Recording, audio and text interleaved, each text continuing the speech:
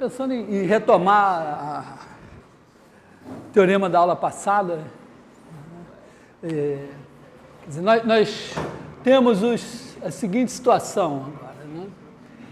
Se nós tivermos, vamos considerar assim, ômega aberto em R3. Então, se a gente tiver uma F de ômega em R, a gente pode pensar o seguinte, que a cada ponto P, F associa o número F de P, que é um número real. E está aqui o ômega. Se a gente tiver aqui um ponto P0 e um ponto P1, existe agora um campo de vetores, que é o gradiente de F,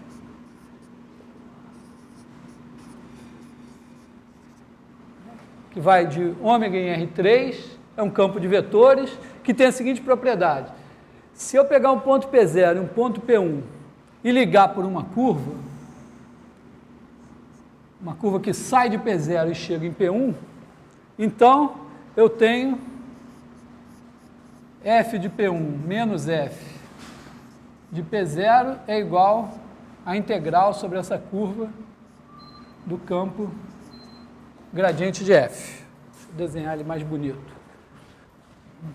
Vou colocar aqui.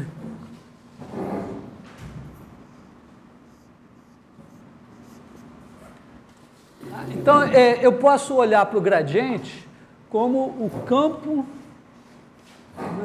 um campo associado à função f, que me serve para calcular a variação de f quando eu ando do ponto P0 para o ponto P1. Eu integro sobre essa curva, que o ponto, onde eu tenho um ponto P que vai de P0 a P1, ele deixa um rastro, que é a curva C, e a integral do gradiente de f sobre C me dá isso. Então, é uma visão do gradiente. Bom, agora eu posso colocar uma situação análoga. Eu tenho o campo F de ômega em R3.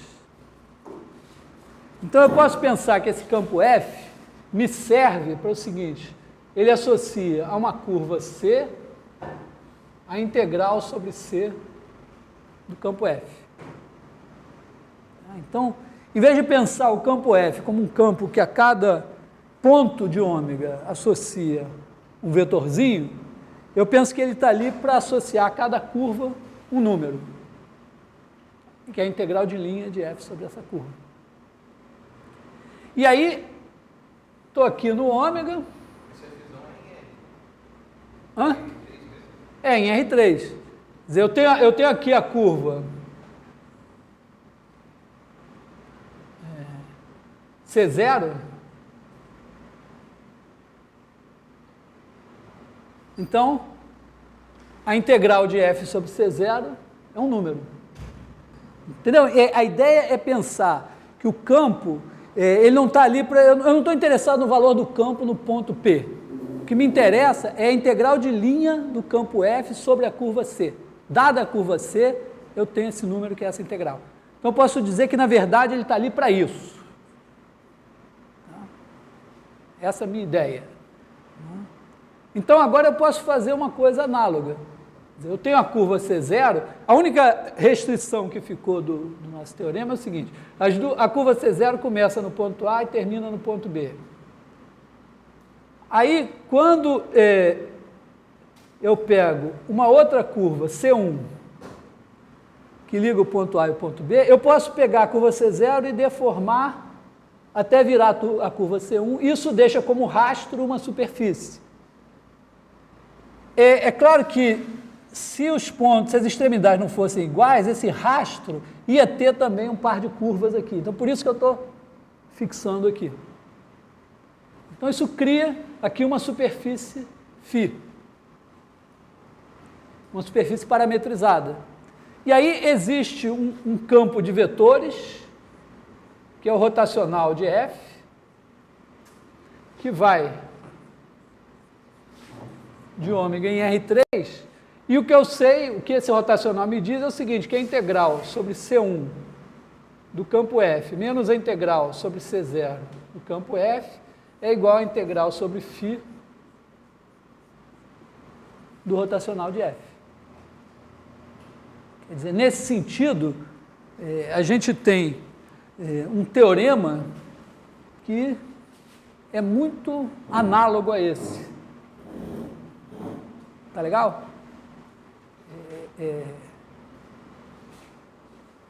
Claro que eu forcei a analogia. O que não está claro aqui é o seguinte, como é que eu... Aqui tem uma operação que é pegar o gradiente, eu aprendi isso no cálculo diferencial, gradiente, derivada, aproximação linear, aprendi como se calcula e tal. Agora esse cara aqui apareceu na hora que eu fiz essa conta, apareceu, ele tem a ver com derivadas parciais também, mas eu gostaria de pensar assim, olha, eu tenho objetos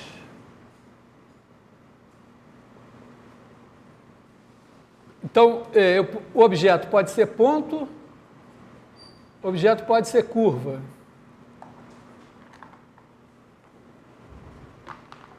Então, objeto ponto, objeto curva.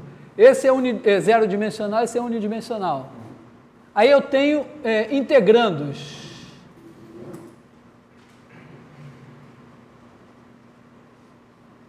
Quer dizer, o integrando é alguma coisa que associa a cada objeto um número. Então, aqui é a função escalar f, que pega o ponto P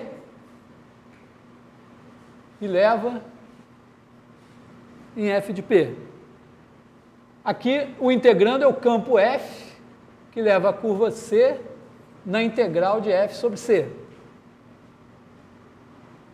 Até aqui, acho que tudo bem. Até dá para sentir que a gente pode generalizar, né? Quer dizer, aqui a gente pode pegar a superfície, pegar um campo, fazer a integral de superfície. Falta entender como a gente faria isso para dimensões maiores. Mas até a superfície dá. E agora, a gente tem uma outra coisa também, que é o seguinte, o objeto, cada objeto, eu posso associar um bordo do objeto. Então, aqui, por exemplo, eu teria curva C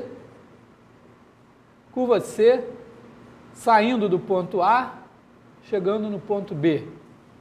Então, o bordo da curva C seria, vou designar por esse D redondo, seria, vou botar assim, entre aspas, mais B menos A. Escrever um pouco melhor aqui. Mais B menos A. O que significa? Aqui a saída, o B é positivo, a entrada, o A é negativo. Da mesma forma, se eu pegar uma superfície,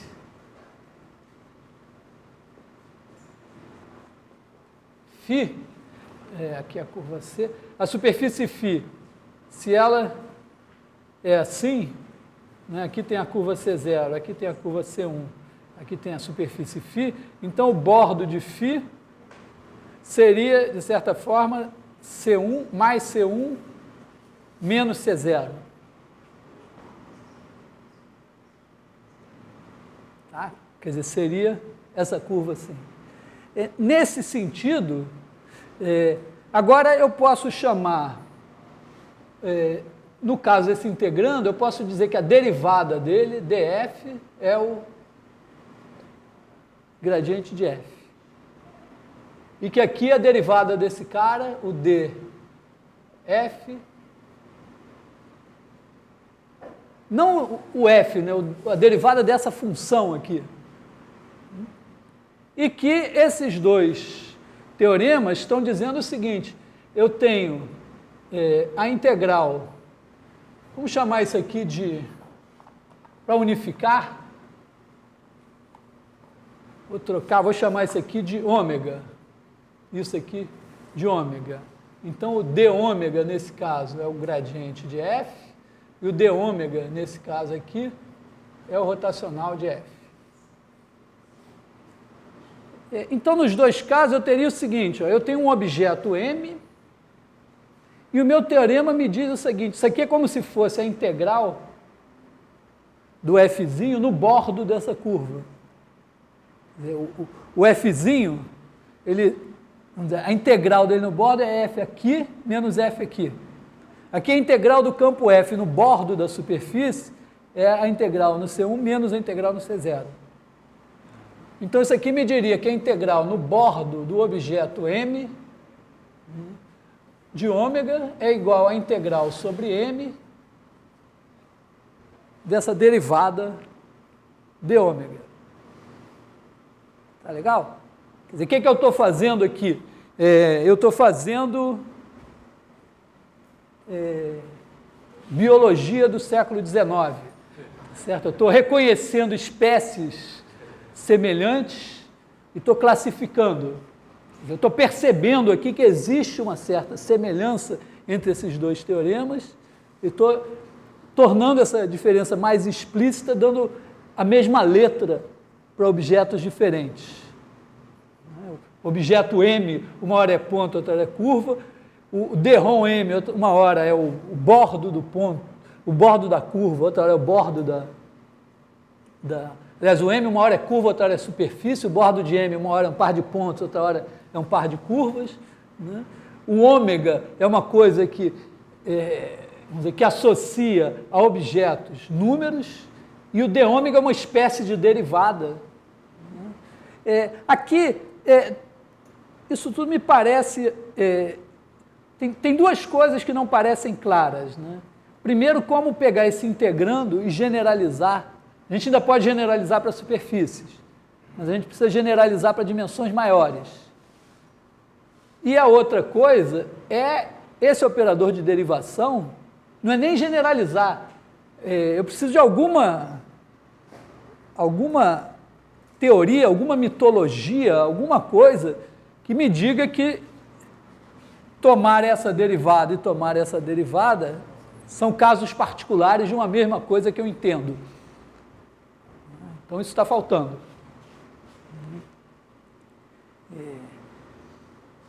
Da mesma forma, eu posso tentar fazer mais um teorema. Né? Quer dizer, eu posso pegar essa coisa agora, pegar duas superfícies ligadas pelo bordo, deformar uma até virar a outra e ver se a integral de superfície de alguma coisa aqui menos a integral aqui é a integral de algo nessa região que vai surgir no meio. Se isso acontecer, eu terei um terceiro teorema dizendo a mesma coisa.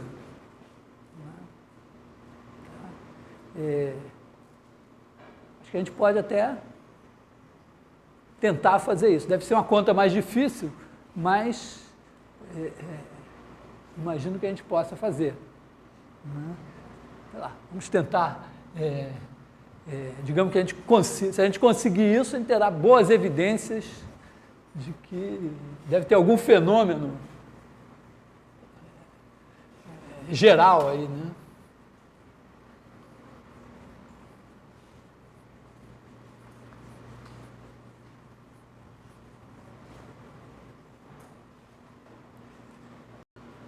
Vou apagar isso aqui. Então, digamos, vamos colocar essa situação também. Ômega aberto em R3, aí a gente tem um campo G de ômega em R3.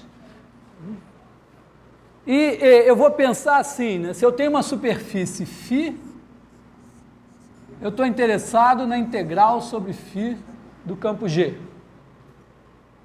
Lembrando que isso significa o seguinte, né? Eu tenho φ do bloco B em ômega, a integral sobre φ de G é igual à integral sobre B de G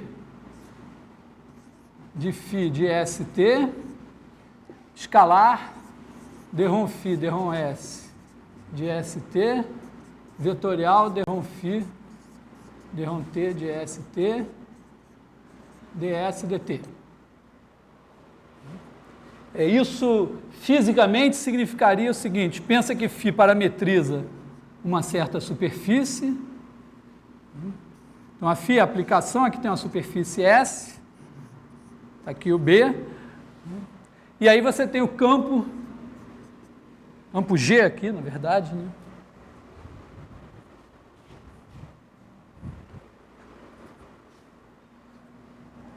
E aqui nós temos o campo G, e essa integral é o fluxo do campo G através da superfície S. Pensando o campo G como o campo de velocidades de alguma coisa que escoa, por exemplo, a água que está escoando aqui, então essa integral dá o volume que atravessa a superfície S por unidade de tempo. É uma espécie de fluxo, de vazão. Bom, então eu penso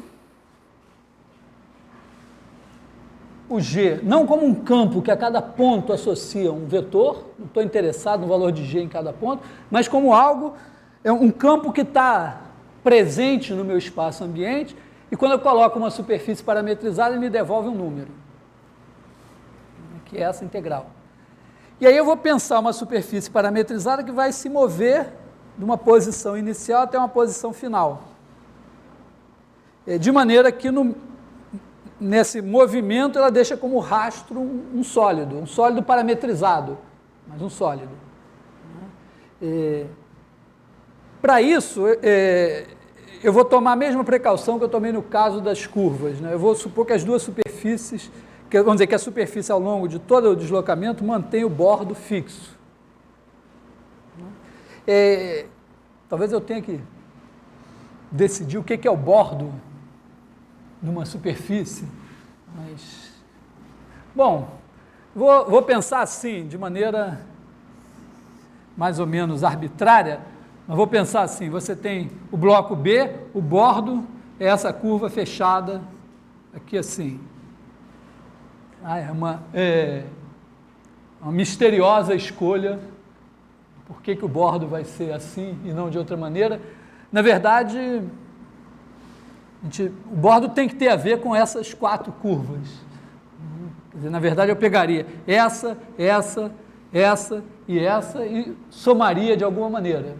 É como se eu estivesse dizendo assim: eu pego essa aqui, é positiva, essa aqui eu pego um sinal menos, essa daqui é positiva, essa daqui eu boto um sinal menos. Porque elas estão naturalmente parametrizadas, essa daqui é naturalmente parametrizada assim, né? E essa daqui naturalmente parametrizada assim. Que é o sentido crescente. Por que vai ser essa escolha e não outra? De certa forma, praticamente assim, os teoremas que a gente vai obtendo vão indicando que essa escolha é a boa. De qualquer maneira, é uma escolha razoável, dar uma curva fechada, não seria... Eu diria até que, no fundo, a gente tem duas escolhas, né, se a gente pensar em curva fechada. Mas, tudo bem, vamos deixar assim. Então, o bordo da superfície, quando eu fizer φ, vai me dar isso aqui, e aí o bordo da superfície vai dar essas quatro curvas assim. Então, digamos que a gente vai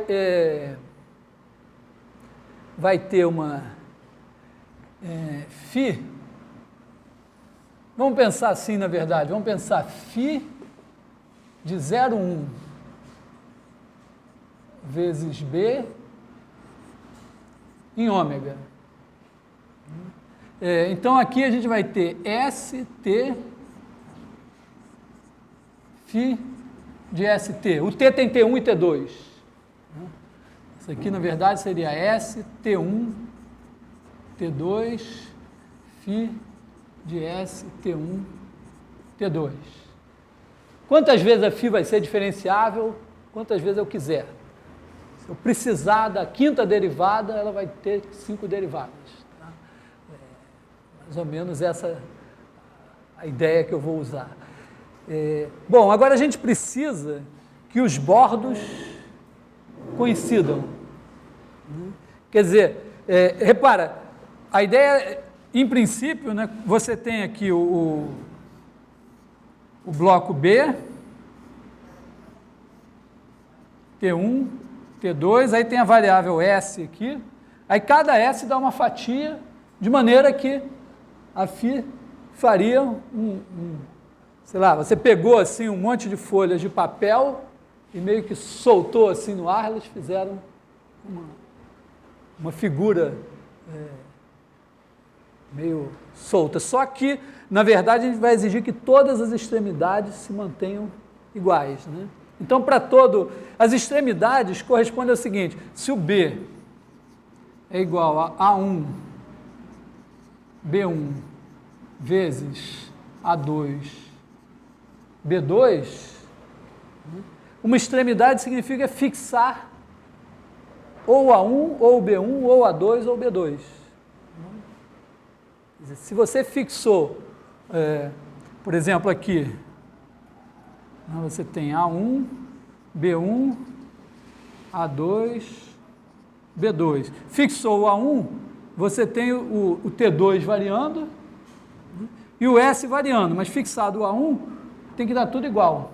Quer dizer, você tem que ter φ de A1 T2S igual a φ,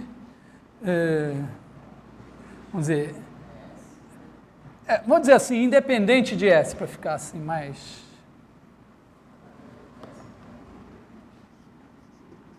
Independe de S. Quer dizer, se você pegar S1, S2, com o A1 fixo, um T2 qualquer, da mesma forma, φ de B1, T2S, φ de T1, A2S e φ de T1, B2S. Então, esses caras todos independem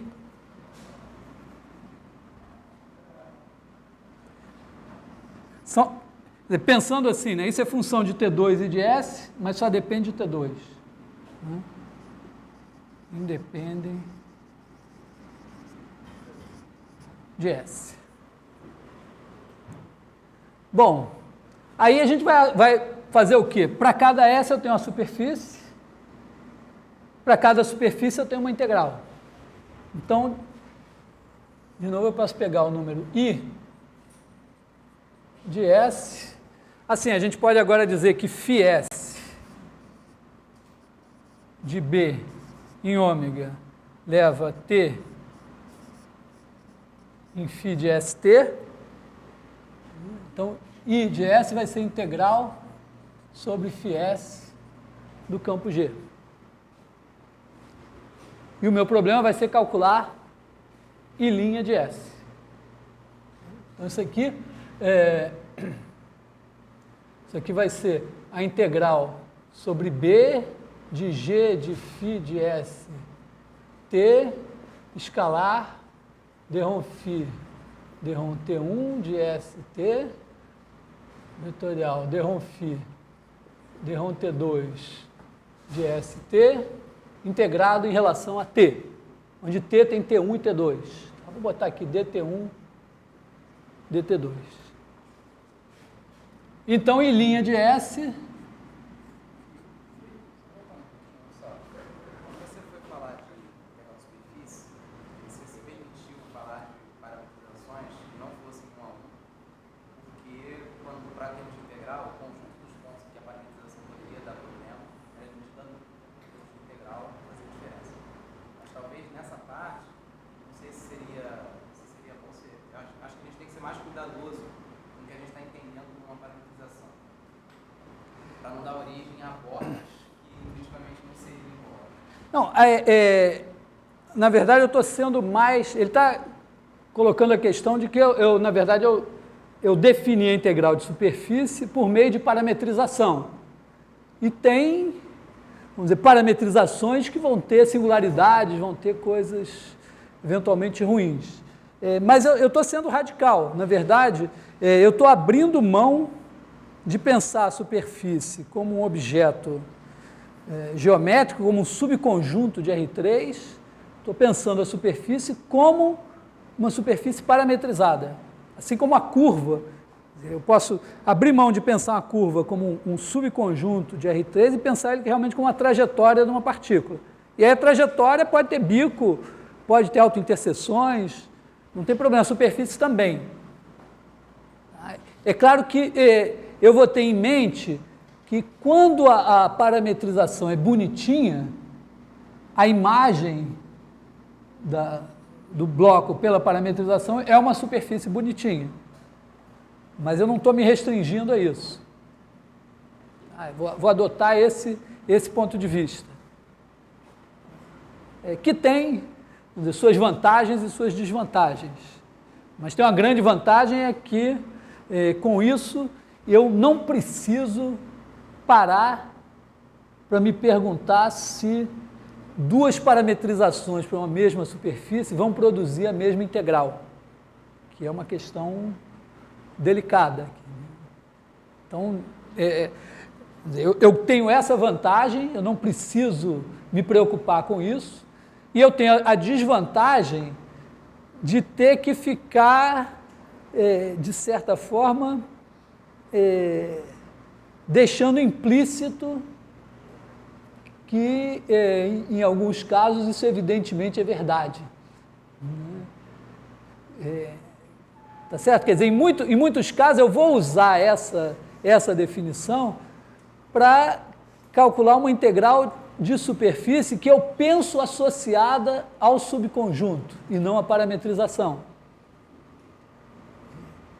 Mas, na verdade, eu não provei que isso que eu estou calculando de uma maneira, se eu calculasse de outra, não poderia dar diferente. Então, eu vou carregar esse inconveniente. Tudo bem. De certa forma, tudo que a gente fez para curvas parametrizadas até hoje tinha esse defeito. Quando você parametriza um círculo x2 mais y2 igual a 1 por, sei lá, x, né, x igual a t e y igual a raiz de 1 menos t2, ou por cosseno t seno t, a gente não parou para provar que tudo que a gente calculava dava igual. Então, a gente vai estar fazendo tomando a mesma licença poética. Como é que você provaria essas coisas? Na verdade,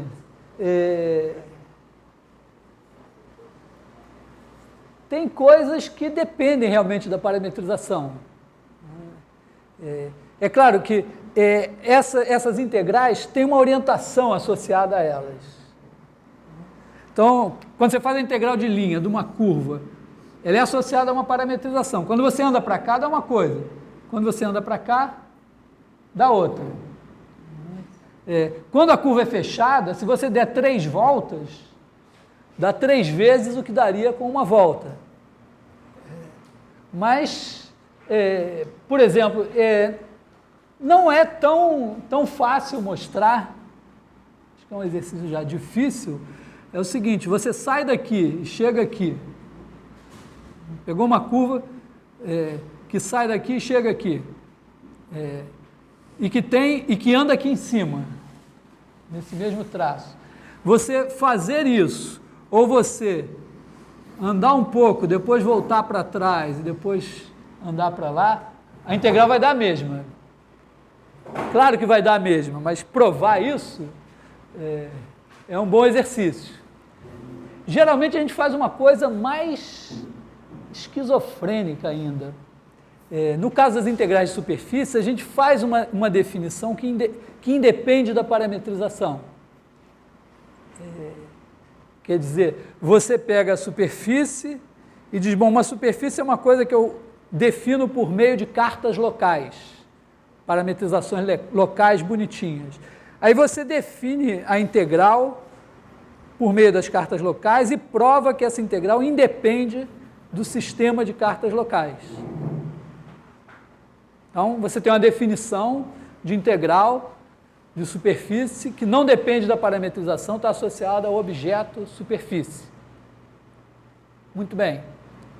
Mas na vida real, você quase nunca calcula a integral dessa maneira. Ou muitas vezes na vida real, você tem essa definição, mas você usa uma parametrização que não é assim. E também fica um exercício a ser feito. Eu tenho a sensação assim, que é um exercício que ninguém tem saco de fazer. Todo mundo... é chato de fazer, é trabalhoso, mas pode... no fundo, a gente fica um pouco com duas definições, né? Uma para superfícies parametrizadas, outra para superfícies objetos. Usa as duas, fica subentendido de que, sei lá, fica subentendido da mesma coisa, mas eu nunca parei para escrever essa demonstração, nem nunca vi um livro que alguém tivesse parado para escrever essa demonstração. Deve existir, talvez. Ou provavelmente os alunos fazem como exercício. Mas é o tipo de exercício que a sensação que dá é que não leva a nada. Não é aquele exercício que vai dar muito trabalho, mas não vai levar a nada.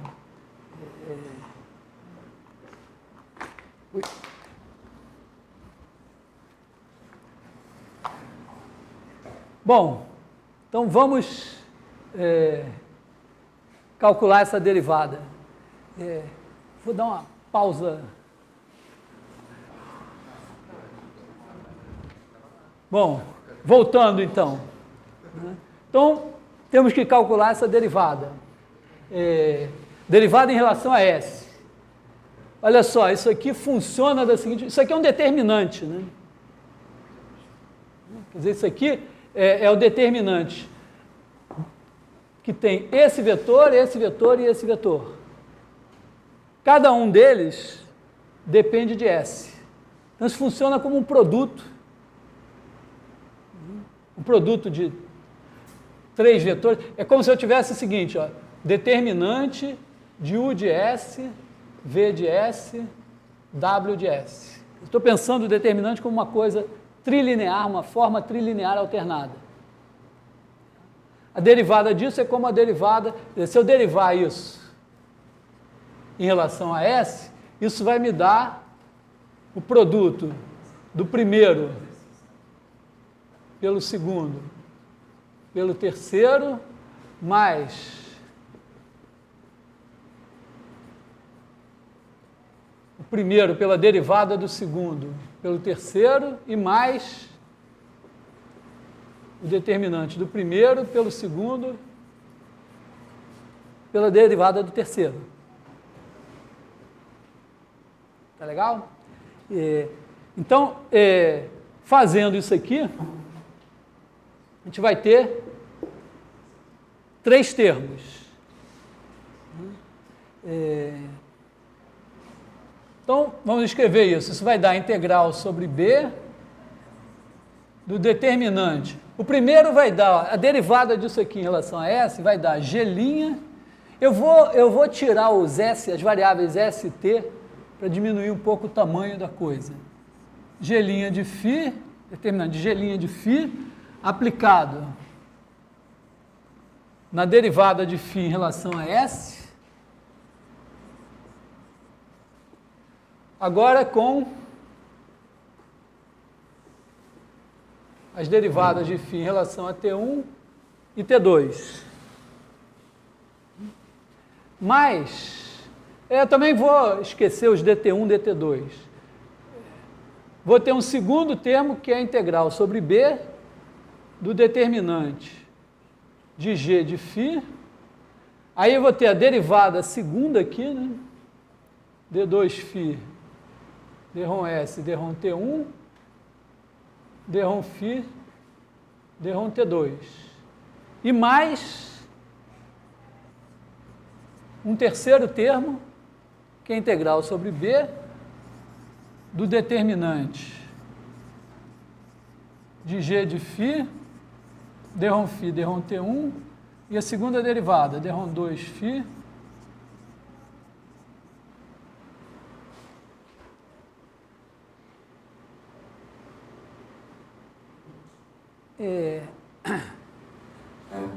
agora, eu vou olhar para o seguinte, isso aqui é uma integral em B, aqui eu tenho uma derivada em relação a T1.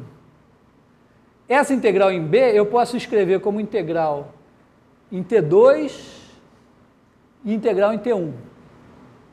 Quer dizer, aqui, ó, eu posso pegar a integral, nesse termo aqui, ó, integral sobre B, eu posso fazer a integral de A2 até B2, da integral de A1 até B1, do determinante de G de φ, derivada em relação a T1, da derivada de φ em relação a S, derivada de φ em relação a T2, dt1, dt2. Aí eu olho que eu estou integrando em relação a T1 uma coisa que tem uma derivada em relação a T1. Essa derivada aqui pode ter vindo, ó, se eu trocar aqui S por T1, eu peguei esse cara daqui e escrevi explicitando as variáveis T1 e T2. Então, B tem o T2 variando de A2 até B2, o T1 variando de A1 até B1. Aqui dentro eu tenho uma derivada, como as derivadas parciais mistas são iguais, eu posso olhar para isso como uma derivada, em vez de olhar como uma derivada em relação a S, da derivada de φ em relação a T1, eu olho como derivada em relação a T1, da derivada de φ em relação a S. E agora eu penso que isso daqui pode ser, essencialmente, esse termo do meio de alguma coisa que era assim. Eu posso pensar que eu derivei o produto desse, por esse, e um dos termos foi esse aqui. Não está claro que isso vai me levar a algum lugar. Está claro que vai complicar bastante a coisa. Eventualmente vai me levar a um termo de bordo. O que eu estou apostando é o seguinte, né? É que isso vai me fazer aparecer um termo de bordo que vai se cancelar por causa disso.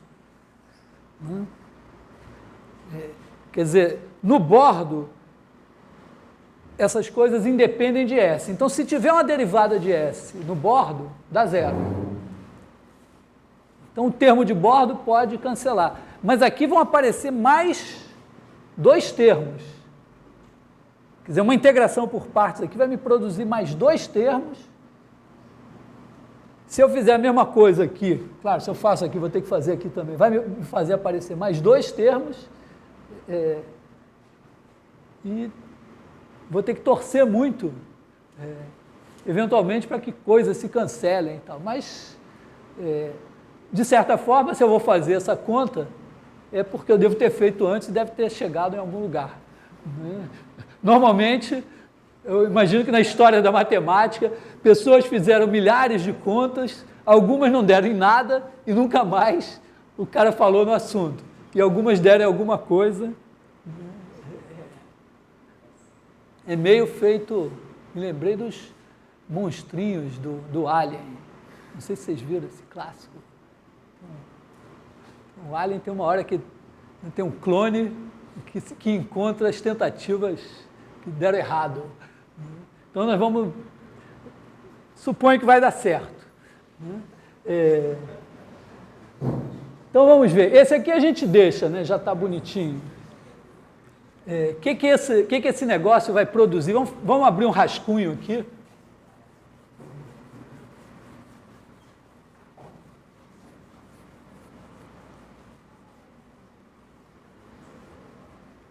Ver o que esse bicho vai dar.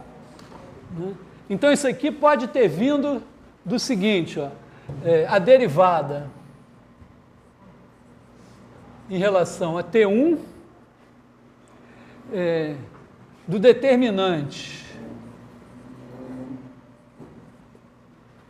de G de φ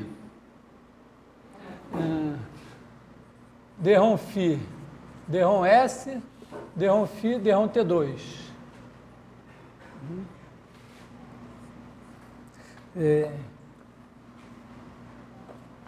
Então, quando eu derivei isso, deu 3 termos. Um deles era esse.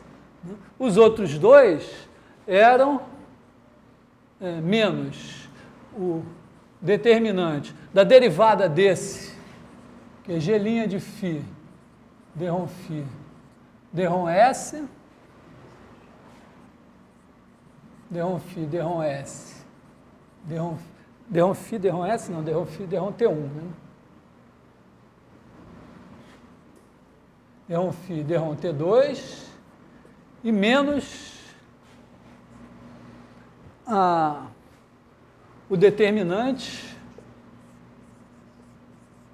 Gφ, D-ROM φ, D-ROM S, D-ROM 2φ, D-ROM T1, D-ROM T2.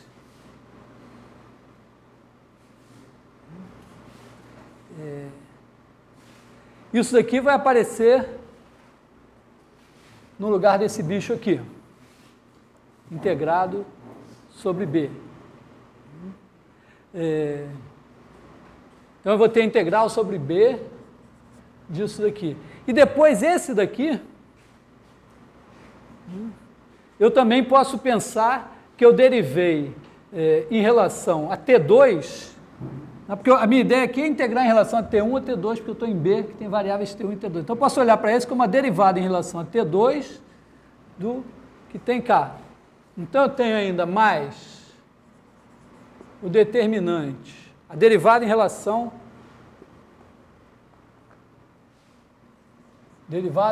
a T2 do determinante de G de φ, D-ROM φ, D-ROM T1, D-ROM φ, D-ROM S, menos o determinante do G' de φ, D-ROM φ, D-ROM T2, D-ROM φ, D-ROM T1, D-ROM φ, D-ROM S e menos o determinante G de φ, D-ROM φ,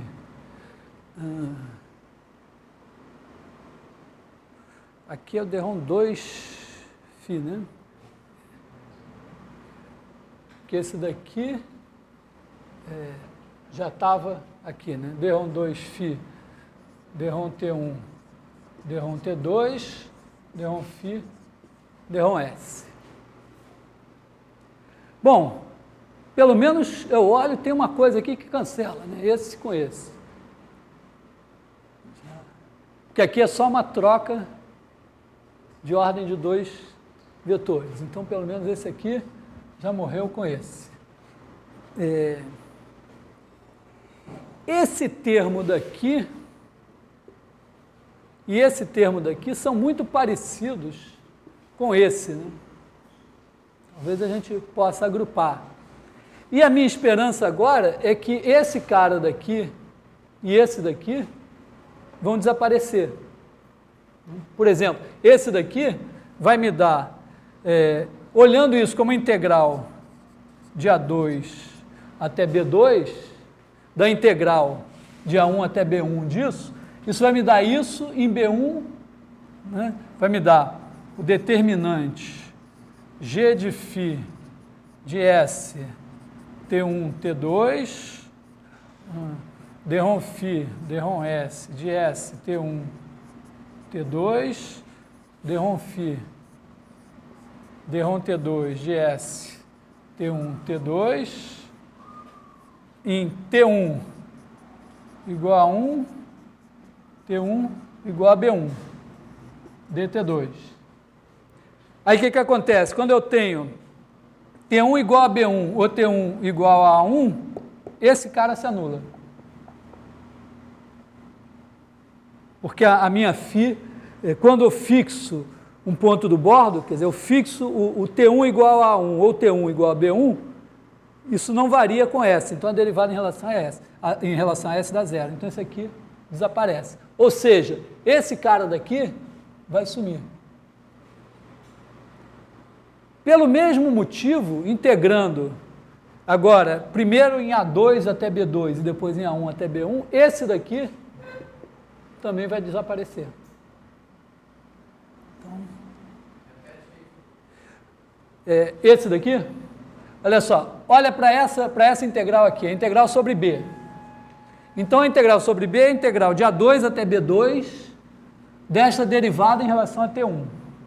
Aliás, a integral de A2 até B2, da integral de A1 até B1, da derivada em relação a T desse determinante, não tem isso aqui, dt1, dt2. Mas como isso é uma derivada em relação a T1, essa integral, o teorema fundamental do cálculo, me diz que é isto, sem a derivada na frente agora, né? Calculado em T1 igual a B1, menos a mesma coisa calculada em T1 igual a 1. Agora, a minha hipótese de trabalho é que a minha superfície estava se deslocando, mas o bordo estava fixo. Então, com o bordo fixo, quando varia S, varia T2, mas o T1 é igual a A1, eu estou num ponto do bordo da superfície, quer dizer, fixado.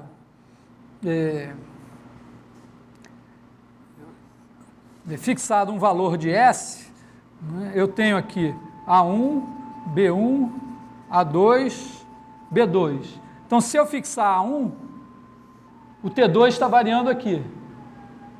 E eu tenho um certo valor de S. Isso é um ponto do bordo da superfície correspondente a φS. Só que esse ponto do bordo é o mesmo para todos os S. Então, quando eu vario S, esse ponto aqui está parado. Então, a derivada de φ em relação a S no ponto S, A1, T2, qualquer que seja o S, qualquer que seja o T2, é zero. Esse termo aqui desaparece.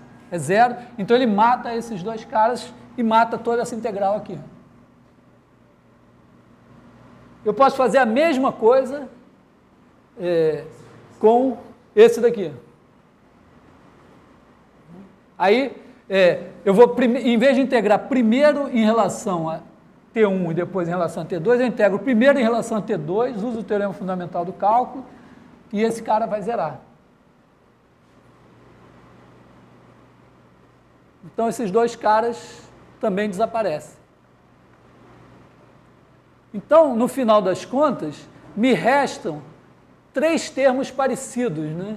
Esse daqui e esse daqui. Uns têm sinal menos, mas de repente se eu trocar a ordem de coisas, eles podem dar uma coisa mais parecida, né? Eu tenho aqui, no final, ficou integral sobre B desse determinante, menos esse. Eu acho que eu vou usar a seguinte tática. Eu vou botar a ordem ST1, T2 como a minha ordem padrão, né? Porque as variáveis são ST1, T2. Então, eu vou trocar a ordem desses dois, e aí o sinal menos vira mais.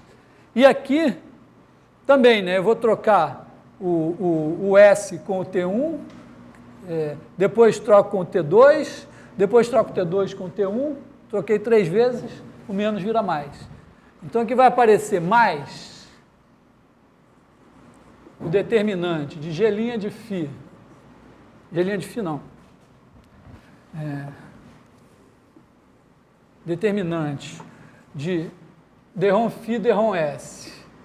G' de φ. dρφ, dρT1. dρφ, dρT2, mais o determinante de dρφ, dρs, dρφ, dρT1, G' de φ, dρφ, dρT2. Tudo isso aqui integrado dt1, dt2. Bom, posso fazer aparecer uma integral tripla aqui, né? Integrando de S igual a 0 até S igual a 1, vira a integral tripla. De alguma coisa aqui, mas que coisa... Esse bicho aí, será que eu posso simplificar? Observa que tem aqui uma transformação linear, A, e 3 vetores, U, V e W. Então, o que eu tenho aqui é o determinante de A, de U, V, W, mais o determinante de U, A de V, W, mais o determinante de U, V, A de W. Agora, tem uma coisa muito interessante aqui. Se eu trocar a ordem de 2 vetores desses,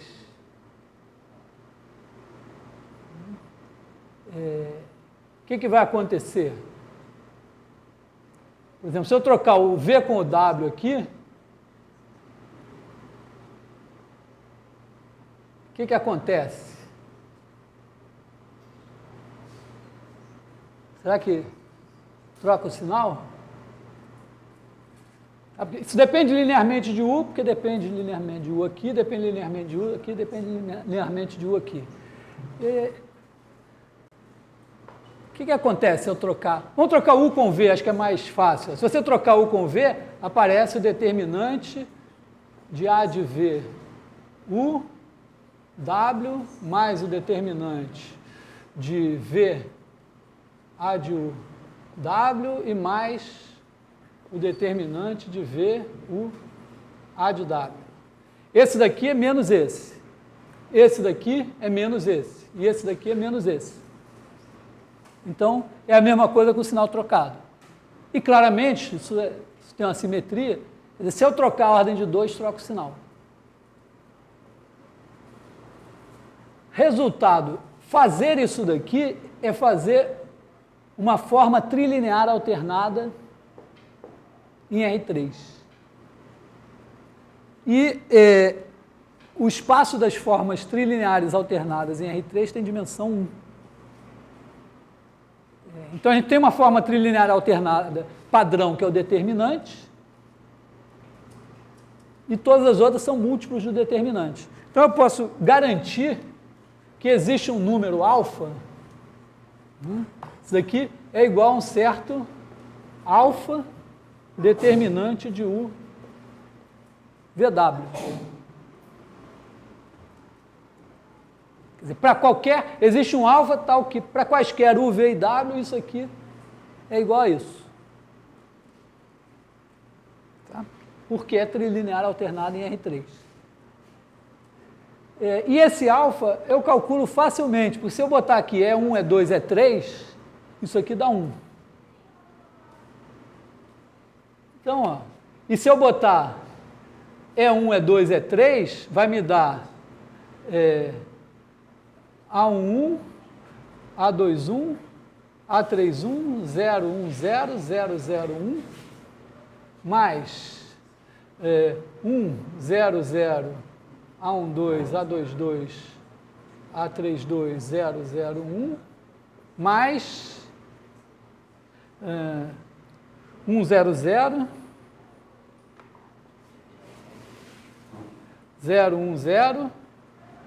A13, A23,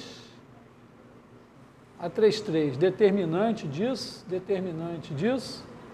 determinante disso, que é igual a A11 mais A22 mais A33, é o traço. Então, esse negócio daqui dá o traço da gelinha de φ, vezes o determinante desses 3 caras, que é o jacobiano de φ.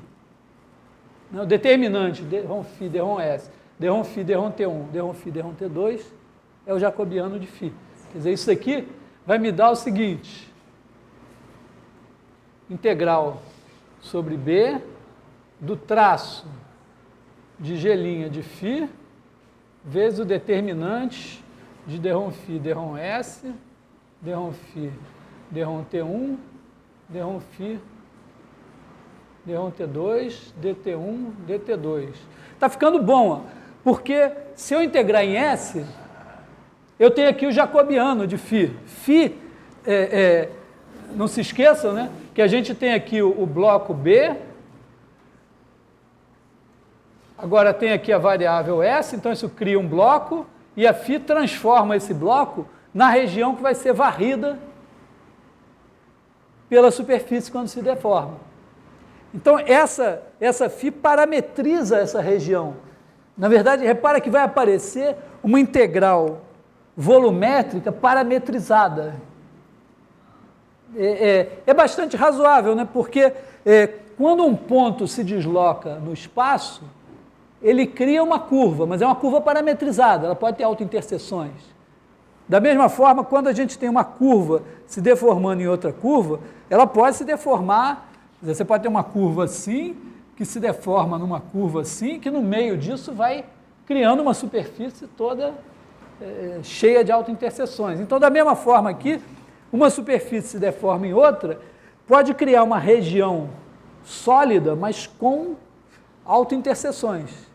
Quem vai acompanhar esse movimento é essa Φ, que está parametrizando isso. E o jacobiano de Φ vamos dizer, se essa parametrização for bonitinha, for um difeomorfismo, então o jacobiano de Φ dá exatamente a fórmula de mudança de variáveis. Bom, isso então vai nos dar, o que a gente pode escrever aqui?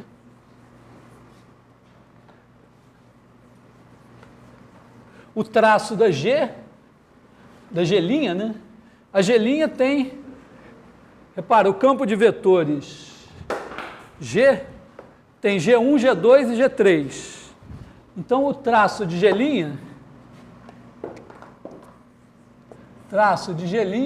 vai ser a derivada de G1 em relação, vamos botar x, né? Mais a derivada de G2 em relação a y, mais a derivada de G3 em relação a z.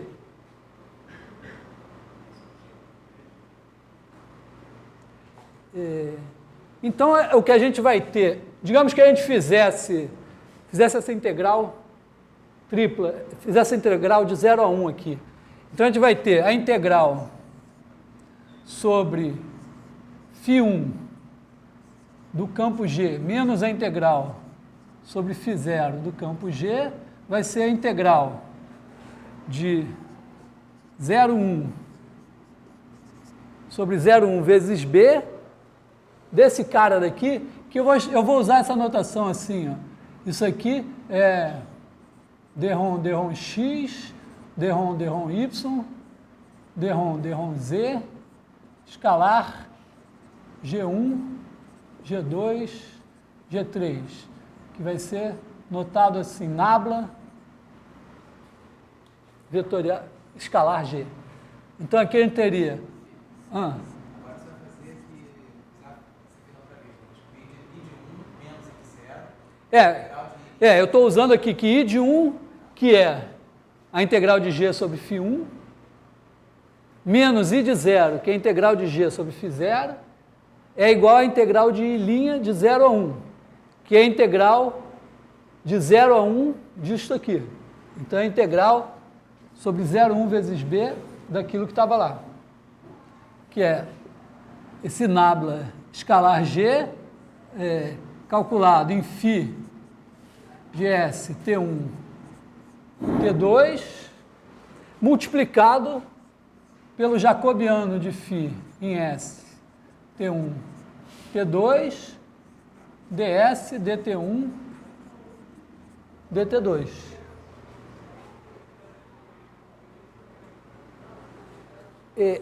Repara que eu apaguei ali o desenho, mas o meu bloco 0,1 vezes B, agora a perspectiva ficou pior, né? Paciência. Está aqui o bloco 0,1 vezes B, ele está parametrizando por φ uma região aqui, que está meio ruim de desenhar, que tem todas, vou desenhar aqui por cima também, não, vou deixar assim mesmo, todas as superfícies têm o mesmo bordo, mas isso varre, isso gera um sólido aqui. Se por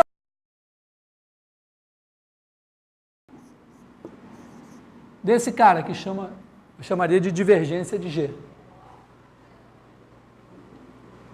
De qualquer maneira, mesmo que eu não possa dizer isso, eu estou com um resultado que tem, num certo aspecto, uma generalidade maior. Porque eu estou agora, acabei de inventar a integral volumétrica parametrizada. Está claro isso? Quer dizer, eu tenho uma região no espaço parametrizada pela função φ, e eu defino que a integral volumétrica dessa região parametrizada de uma função, eu poderia dizer isso, eu tenho φ de um bloco, sei lá, Q, contido em R3, em R. E aí eu tenho, em R3, desculpa, né? Então, agora eu tenho uma função f de R3 em R. Então, a integral de f sobre φ vai ser igual à integral sobre Q de f bola φ jacobiano de φ. De certa forma, isso incorpora a fórmula de mudança de variáveis.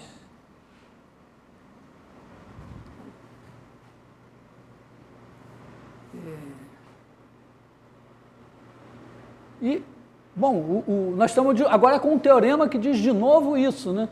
Eu pego uma superfície, deformo ela mantendo o bordo fixo, até virar outra. O fluxo do campo G, através da superfície final, menos o fluxo do campo G, através da superfície inicial, é a integral de alguma coisa sobre o rastro, sobre a região que essa deformação deixa como rastro, que é isso aqui. Então, agora eu tenho 3 teoremas que eu posso interpretar como dizendo a mesma coisa. A gente pode traçar, talvez, um quadro,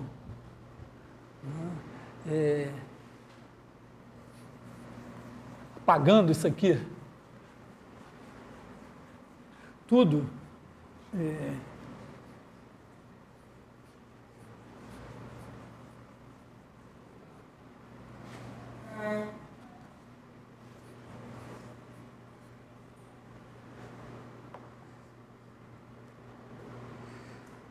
A gente tem um quadro e que a gente pode pensar o seguinte, a gente tem, em R3, pelo menos, a gente tem objetos de dimensão 0, 1, 2 e 3.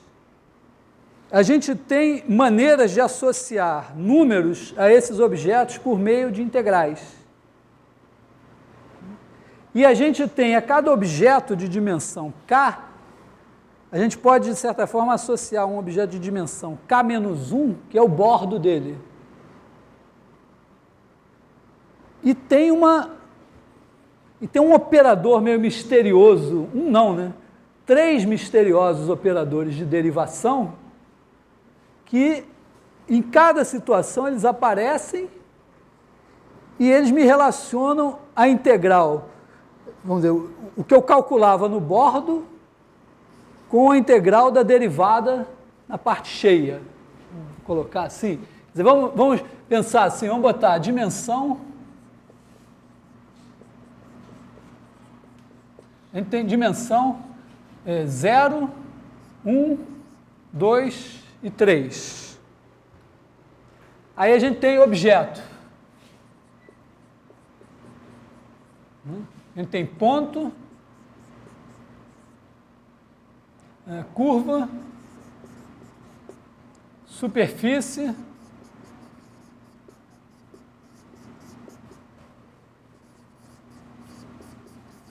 e sólido. Vamos pensar todos eles parametrizados. Agora a gente tem um integrando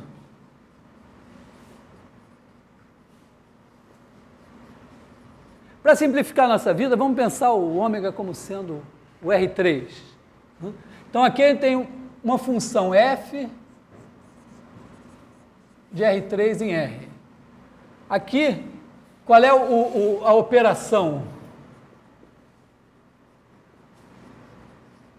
A operação é pegar o ponto P e associar a ele f de P. Para as curvas, o integrando é um campo f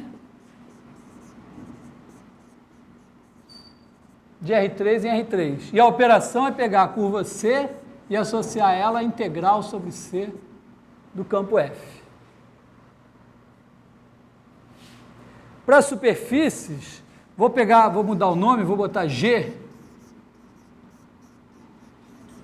de R3 em R3, e eu tenho a aplicação que a cada superfície, vou chamar de S, embora eu tenha usado φ, vamos usar S mesmo assim. S associa a integral sobre S do campo G. Repara que o campo olhado desse ponto de vista é completamente diferente do campo olhado desse ponto de vista. Quer dizer, nessa história aqui, a gente pode olhar para um campo de vetores de diversas maneiras. A gente pode olhar ele como associando a cada ponto um número, e aí, eventualmente, ele pode ser um campo de força, um campo de velocidades, sei lá, servir para resolver uma equação diferencial. Mas aqui a gente está olhando como campo de vetores, não como associando a cada ponto um vetor, mas servindo para associar a cada curva um número. Nesse ponto de vista, se eu mudar o valor desse campo em um ponto, as curvas não percebem. Não faz, aqui não tem muito sentido o valor do campo em um ponto. Da mesma forma, as superfícies não vão perceber. Se eu mudar o valor do campo em um ponto, as integrais continuam as mesmas. E aqui para o sólido, mesma coisa. Ó, eu posso pegar uma função g de R3 em R, e agora ela não serve mais para calcular o valor de g num ponto. Serve para pegar um sólido, sei lá, V, e associar a integral sobre V da função g. Entendido que para nós, as curvas, a superfície e o sólido são parametrizados. Muito bem. Agora, a gente tem um operador bordo.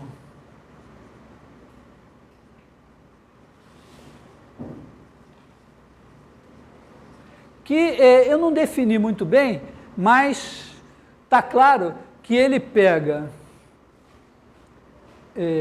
um objeto de dimensão k mais 1 e devolve um objeto de dimensão k. Vamos chamar o operador bordo de de Hom. Então ele pega a curva C e leva para o bordo de C, que é, em princípio, um par de pontos. Ele pega a superfície S e leva no bordo da superfície, que é uma curva ou algumas curvas. Pensando a superfície não parametrizada, você poderia ter uma superfície cujo bordo, sei lá, tivesse mais, né? Por exemplo, uma superfície assim, com um buraquinho aqui, outro aqui, outro aqui. Aí o bordo poderia ter essa curva, essa, com alguma orientação misteriosa. No nosso caso, a superfície é parametrizada, então a superfície é dada assim. Aqui você tem essa parametrização do bordo, aqui você ganha a parametrização do bordo pela parametrização da superfície. E aqui mesma coisa, você tem um sólido V e ele tem o bordo de V, que é uma superfície. E agora o que a gente constatou é que para cada um desses integrandos tem um operador de derivação. Operador de derivação, que eu vou chamar de D, que pega esse integrando aqui e transforma num integrando assim, né? Quer dizer, ele vai pegar f e vai pegar o gradiente de f. Pega aqui o campo f do ponto de vista das integrais de linha e vai me levar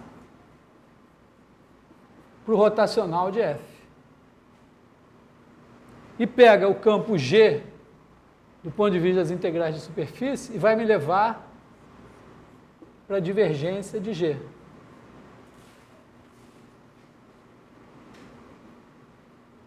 E a gente tem, em cada caso, um teorema.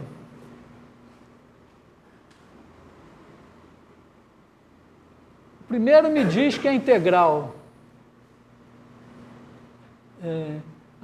se eu chamar, né, forçando uma barra, se eu chamar a f de c de b menos f de c de a, chamar a integral sobre o bordo de c de f, quer dizer, eu calculo f numa ponta, na ponta de saída, e faço menos o valor de f na ponta de entrada, isso daqui é igual à integral sobre c do gradiente de f, que seria a integral sobre c do df.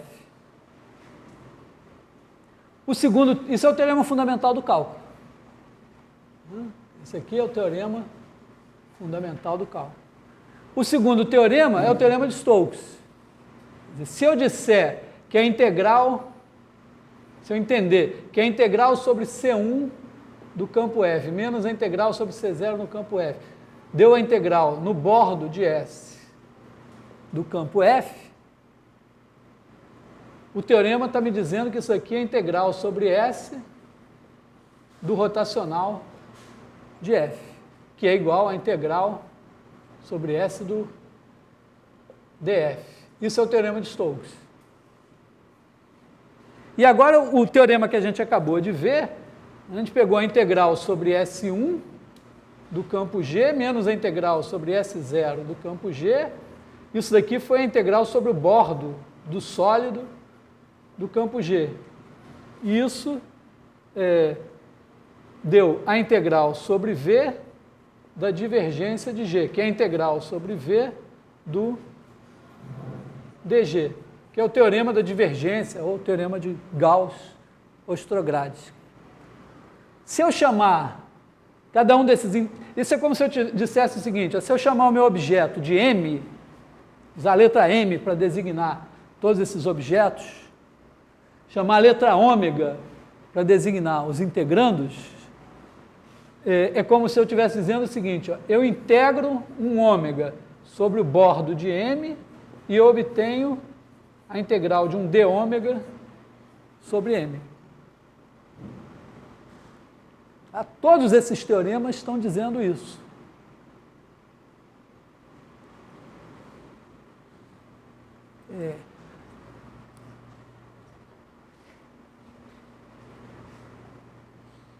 Esse quadro, ele está nos agrupando os dados experimentais que a gente tem.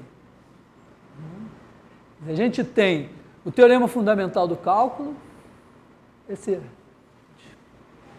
conhece assim, né? A derivada fazia sentido, antes do teorema fundamental do cálculo, a derivada fazia sentido, a integral fazia sentido, e depois tem o teorema fundamental do cálculo. Os outros dois não, né? A gente tinha uma integral de linha que fazia sentido, uma integral de superfície fazia sentido, até essa integral volumétrica parametrizada, a gente pode dizer que faz um certo sentido. A gente tinha integrandos meio, vamos dizer, de cada um por si aqui, e a gente fez um experimento, e em cada um desses experimentos apareceu um tipo de derivada que não existia antes, novo, rotacional num caso, a divergência no outro, e um teorema. O que eu estou fazendo agora é inventar uma história e dizer, olha só, mas tem algo, tem uma semelhança entre essas coisas. Quer dizer, eu tenho objetos que estão variando conforme a dimensão, eu tenho uma maneira de associar a cada objeto um número, que depende de campos de vetores, de função, mas eu tenho esse operador. Aqui não está claro, né? O que unifica isso? De certa forma, eu preciso unificar isso, porque não só não está claro, como não está claro o que unifica isso, não está claro como eu generalizo isso para dimensões maiores. Quer dizer, está claro se eu entendi a ideia da forma diferencial e tal, mas posso dizer que no nível análise vetorial não está claro. Isso aqui também não está claro o que unifica essas diferentes integrais. Essa passagem ao bordo, a gente não fez detalhadamente, mas é óbvio que qualquer um de nós que vá para casa e pense 2 horas, sei lá, entre 5 minutos e 2 dias, dependendo do talento de cada um, qualquer um de nós, acho que depois de 2 dias, vai chegar à definição de bordo e vai ver que ela se generaliza para dimensões maiores. Você pode pegar um bloco em Rn, ele tem as faces. Você pega as faces, monta aquelas faces e diz, bom, isso é o bordo. Está bom. Isso aqui é mistério total, né? Como é que, o que unifica essas coisas? Esse está realmente misterioso. Mas se a gente agora olhar e disser, não, isso chama de D, chama de M, no fim, os teoremas todos estão dizendo isso. Então, se a gente conseguir generalizar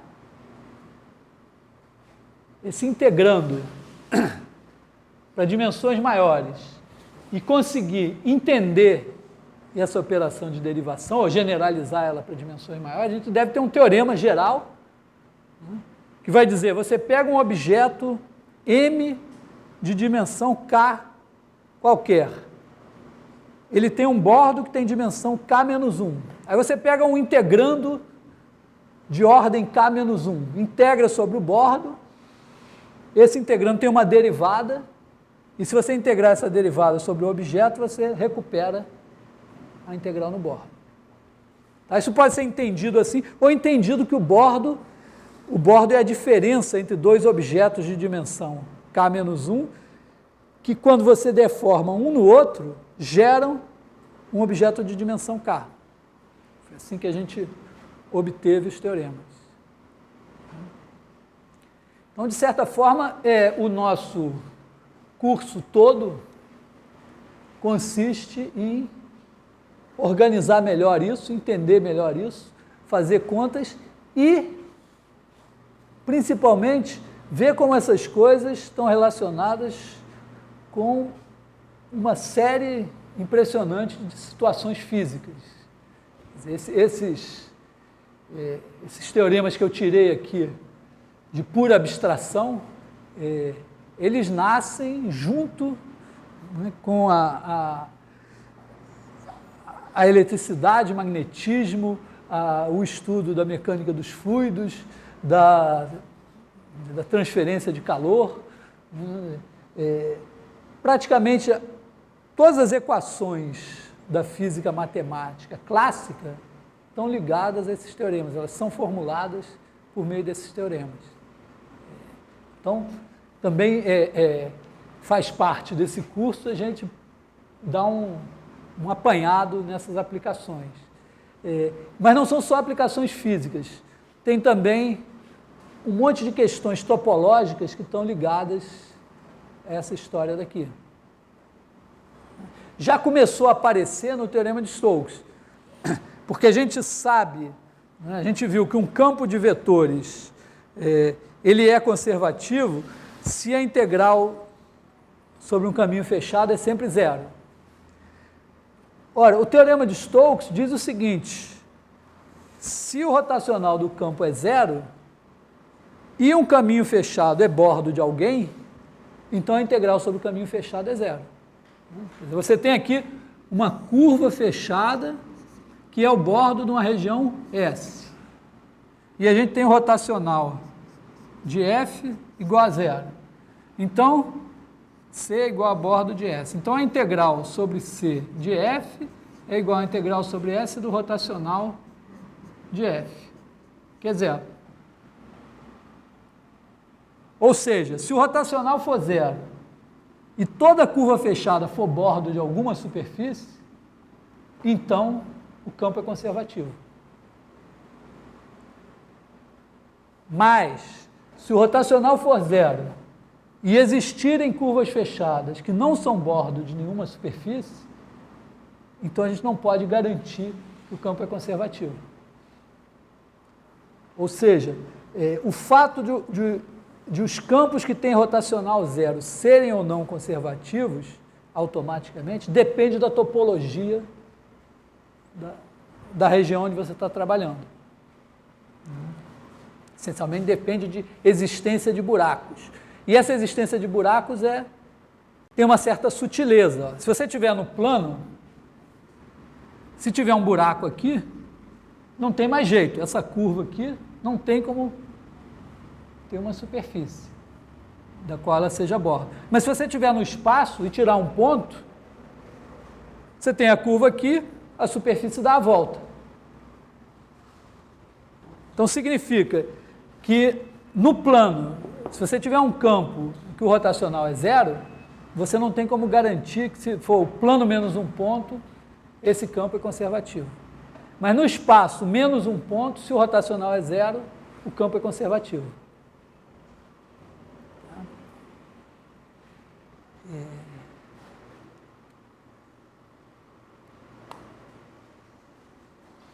Bom,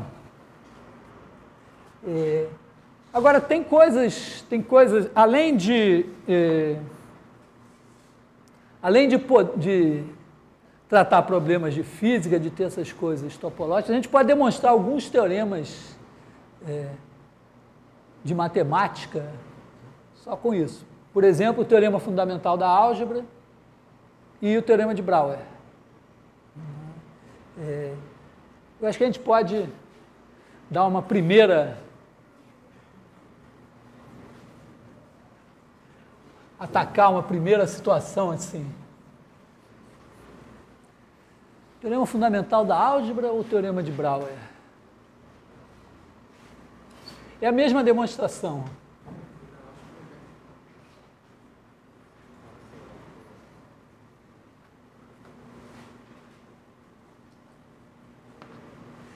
Então vamos fazer assim a ideia geral. Ideia geral. Considerem R2 F de R2 menos a origem em R2, que pega XY e leva em 1 sobre x2 mais y2 menos yx. Eu estou já admitindo o seguinte, R2 também tem, eu fiz tudo em R3, mas eu posso pensar esse campo em R2 como o R2 sendo o R3 com a terceira coordenada 0. Eu posso definir esse campo em R3 menos o eixo do Z, botar 0 na terceira coordenada, e o rotacional desse campo, tá? Eu posso pensar assim, F de R3 menos o eixo do Z,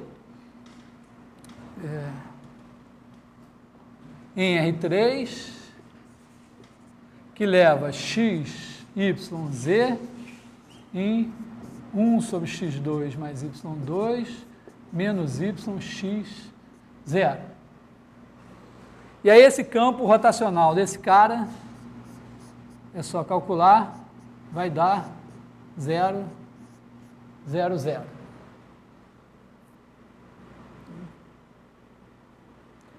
Muito bem.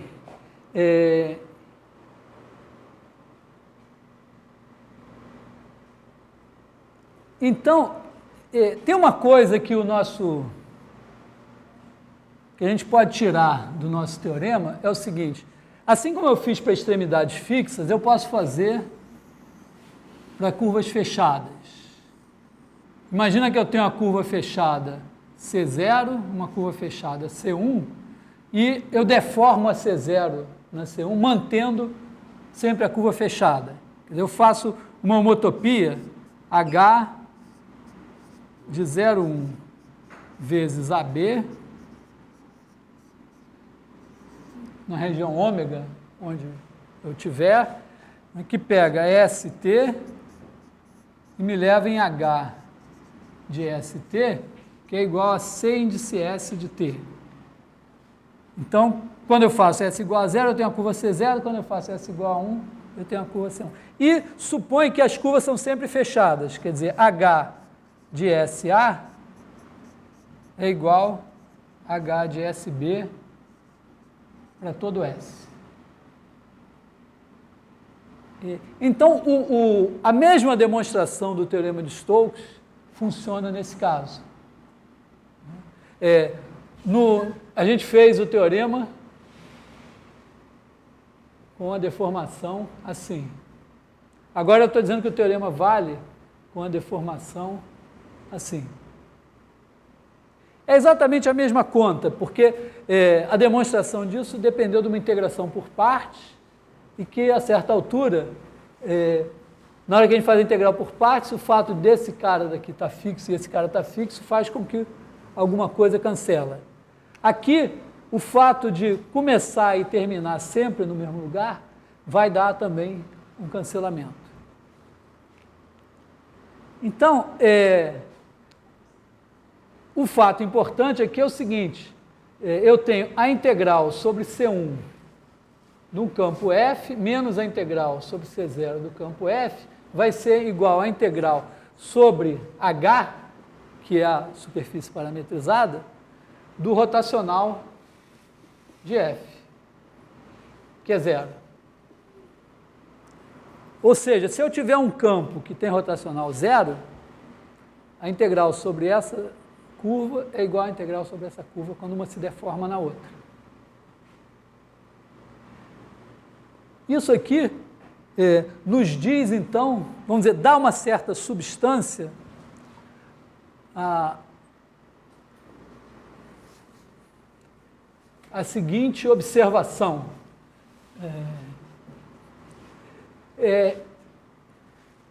Está claro, né, que quando eu pego uma curva fechada, está aqui a origem, uma curva fechada que não passa na origem, quando eu faço a integral de linha desse campo, isso dá a variação de ângulo. Como a curva fecha, isso vai dar um múltiplo de 2π, que nesse caso aqui dá 0, nesse caso aqui dá 2π. Nesse caso aqui, dá menos 2π, se eu der tal. Mas eu nem preciso saber disso. Basta eu saber que, no momento, basta eu saber que o rotacional desse cara é 0. Porque isso me garante o seguinte, que se eu deformo uma curva na outra sem passar pela origem, então a integral de f sobre uma é igual à integral de f sobre a outra. Por exemplo, eu tenho aqui uma curva que é o círculo bonitinho. Aí no círculo bonitinho eu calculo a integral, dá 2π. Se eu pego uma outra curva, meio torta, e consigo deformar no círculo bonitinho, a integral vai dar a mesma, vai dar 2π.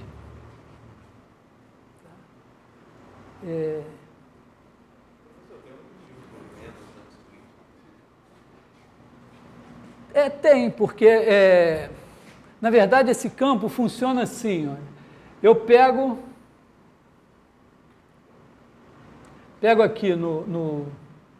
no círculo unitário, eu tenho o ponto x, y, aí eu pego o perpendicular, assim, que é o menos y, x.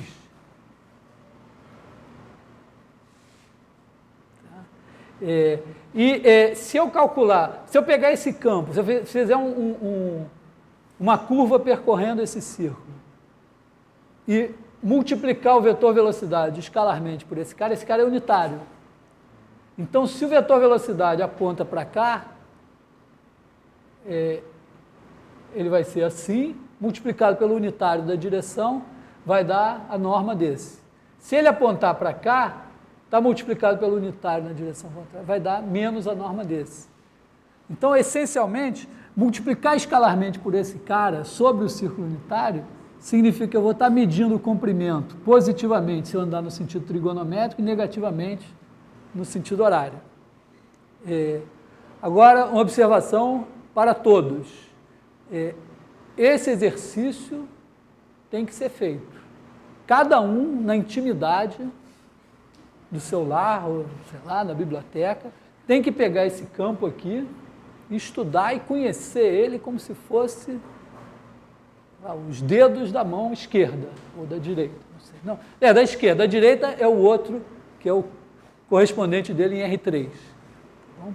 Não dá para viver sem saber tudo, entender perfeitamente por que integrar esse negócio mede a variação de ângulo.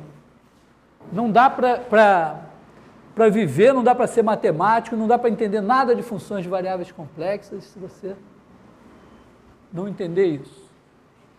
Então, vamos dizer assim, temos uma prova depois da manhã.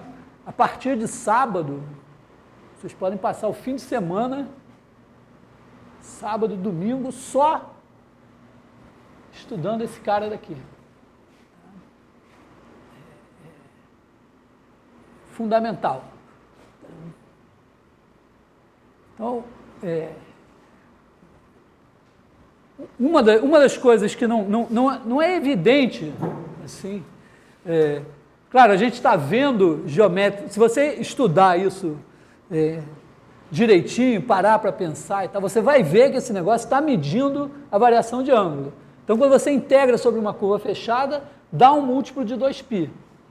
Mas, analiticamente, olhando para cá, isso não é tão evidente.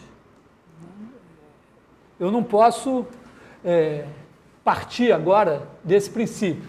A gente pode até demonstrar isso em algum momento. O que eu posso garantir é que se eu deformo uma curva fechada em outra, sem passar pela origem, a integral permanece igual.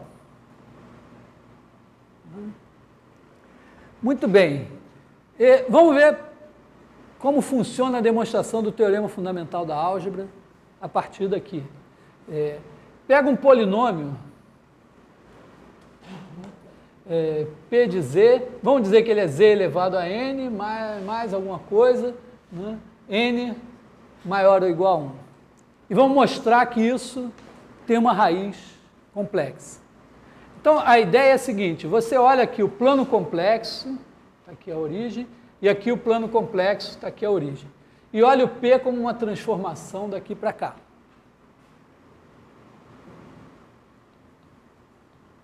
Imagina que essa transformação, o zero não seja imagem de ninguém. Vamos ver em que isso resulta.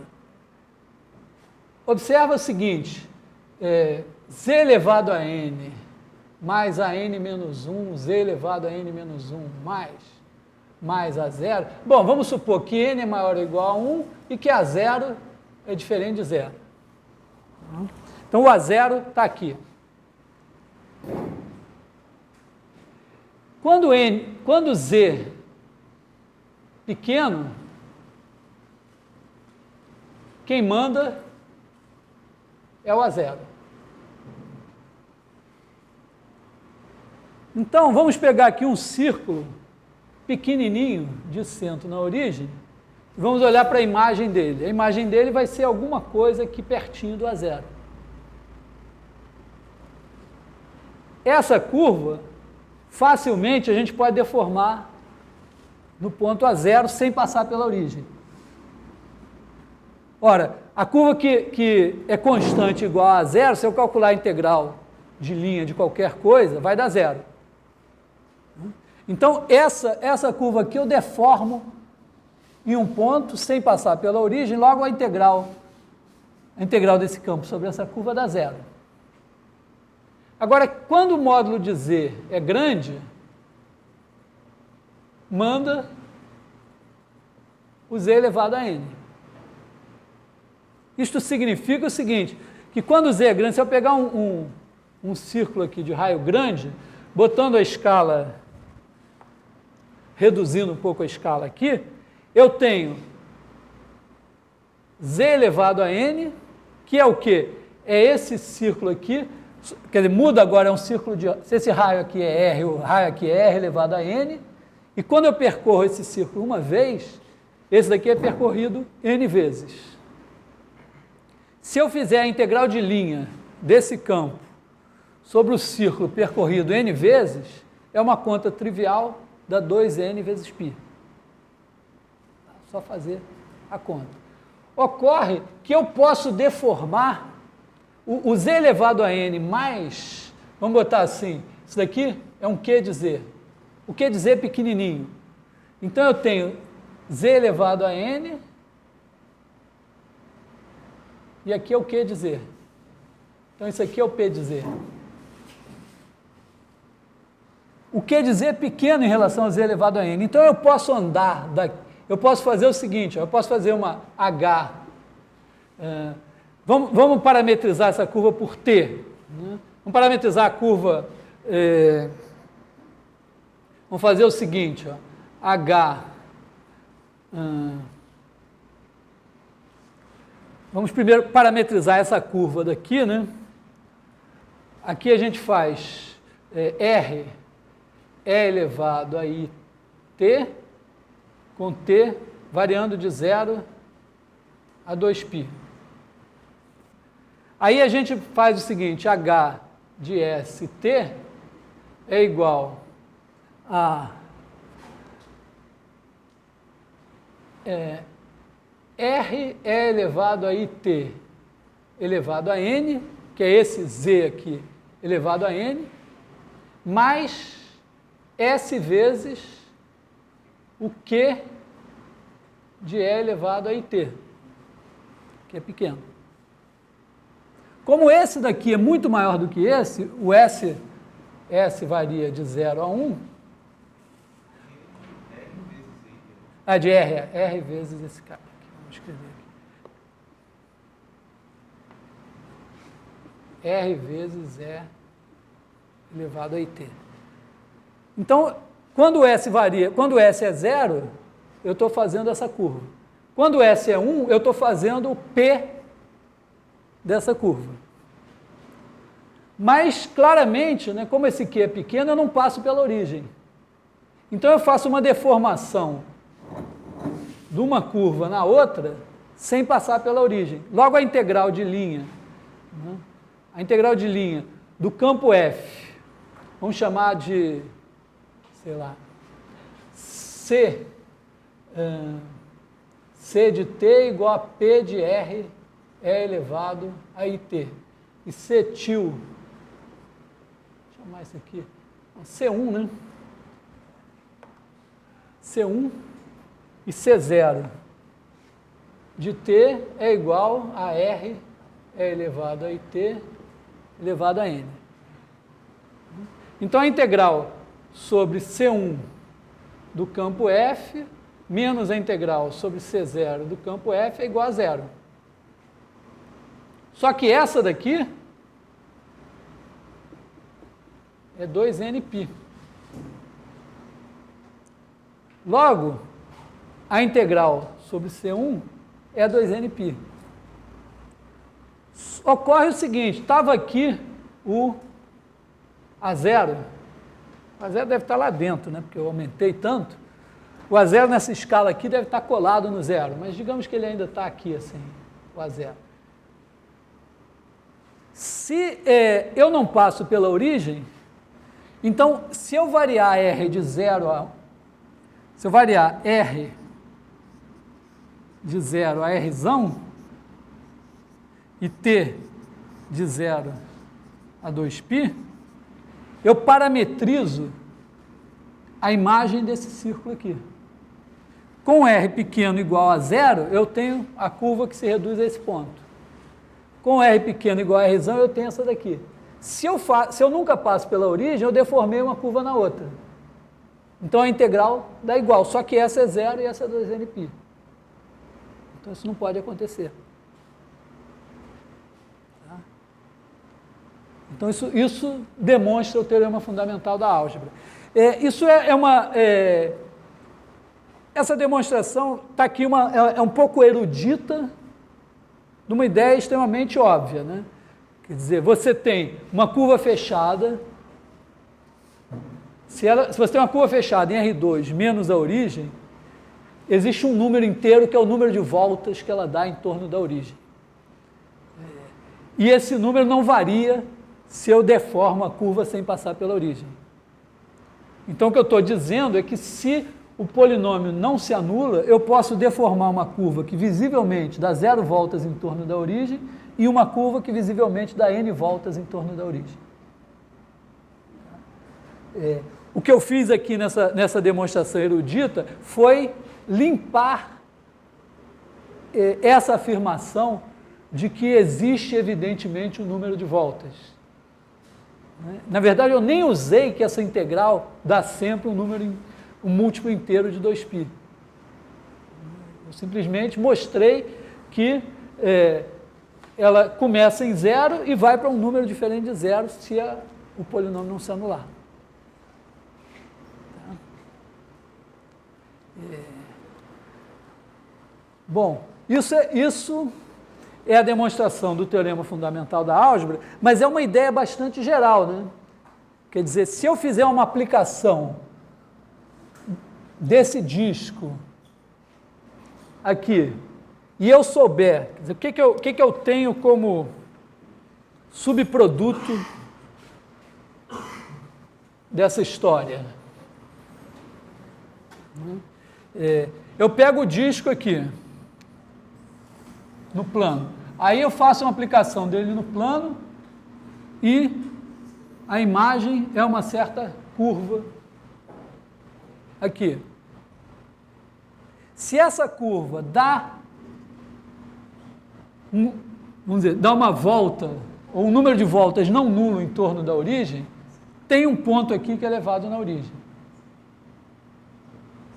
Por quê? Porque se não tiver nenhum ponto que é elevado na origem, eu pego essas curvas assim, que se deformam de um ponto no bordo aqui, esse ponto vira alguma coisa aqui, e essas curvas viram curvas aqui, que vão se deformar no bordo de cá. Se essa deformação dá sem passar pela origem, então, necessariamente, o número de voltas que eu tenho aqui em torno da origem, que é 0, tem que ser igual ao número de voltas que eu dou em torno da origem aqui.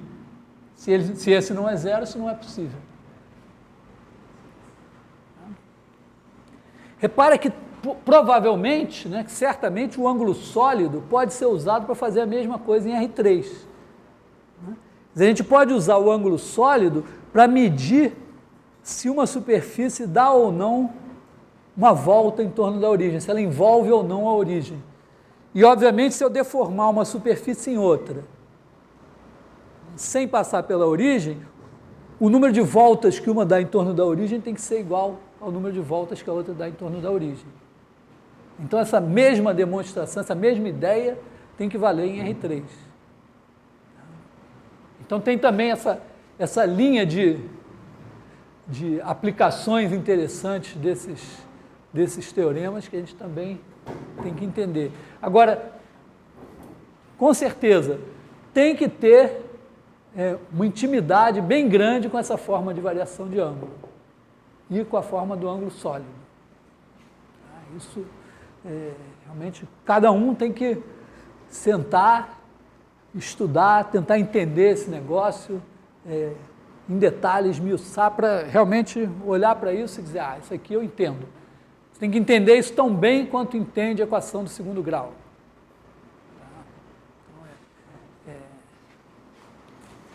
Bom, então é isso por hoje, né?